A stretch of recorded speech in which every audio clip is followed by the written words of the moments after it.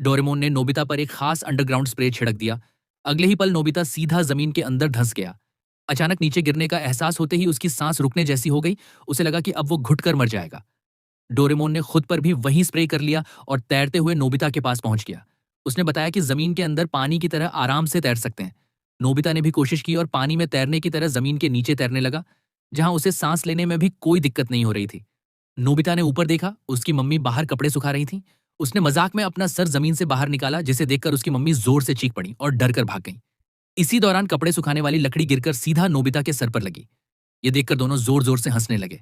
फिर दोनों और गहराई में तैरने लगे, जहां ऊपर चलने वाले लोग उन्हें बड़े बड़े साए की तरह दिख रहे थे। तैरते समय नोबिता के कपड़े पेड़ की जड़ में फंस गए, जिसे डोरेमोन ने खींच कर निकाला। जमीन के अंदर पानी की पाइपलाइनों का जाल बिछा हुआ था। नोबिता ध्यान से सब देख ही रहा था कि वह एक पाइप से टकरा गया। आगे चलकर उनकी मुलाकात बाहर घूम रही शिजुका से हुई। नोबिता ने उसके पैरों पर भी अंडरग्राउंड स्प्रे छिड़क दिया, जिससे शिजुका जमीन के अंदर धंसने लगी और घबरा गई। डोरेमोन और नोबिता ने उसे समझाया कि जमीन के नीचे भी एक जादुई दुनिया है।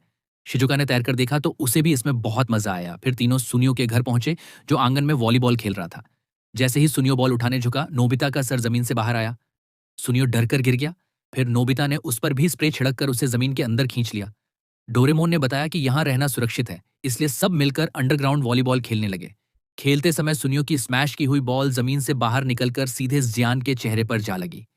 जियान गुस्से से लाल हो गया, लेकिन उसे समझ नहीं आया कि बॉल कहां से आई। सबने मिलकर जियान से मजाक करने का प्लान बनाया। सुनियो ने सर बाहर निकालकर जियान पर पत्थर फेंककर शिजुका ने जमीन के अंदर से उसके जूते खींचे। नोबिता ने पेड़ की डाली से जियान को छेड़ा। आखिरकार जमीन के अंदर से 4 हाथ बाहर निकले और उन्होंने जियान की शर्ट और पैर पकड़ लिए। जियान डर के मारे मॉन्स्टर चिल्लाता हुआ भाग खड़ा हुआ।